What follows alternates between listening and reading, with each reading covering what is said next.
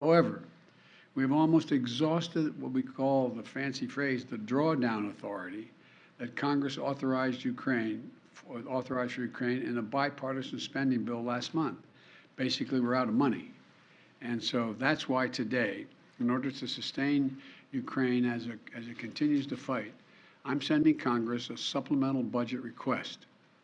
It's going to keep weapons and ammunition flowing without interruption to the brave Ukrainian fighters and continue delivering economic and humanitarian assistance to the Ukrainian people. This so-called supplemental funding addresses the needs of the Ukrainian military during the critical weeks and months ahead. And it begins the transition to longer-term security assistance that's going to help Ukraine deter and continue to defend against Russian aggression.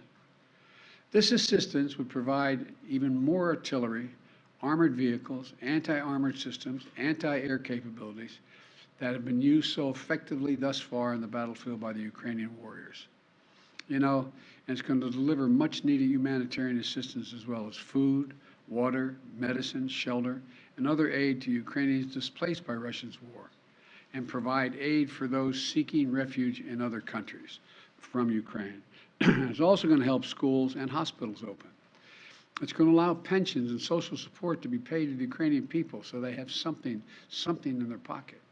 It's also going to provide critical resources to address food shortages around the globe. Ukraine was one of the world's largest agricultural producers.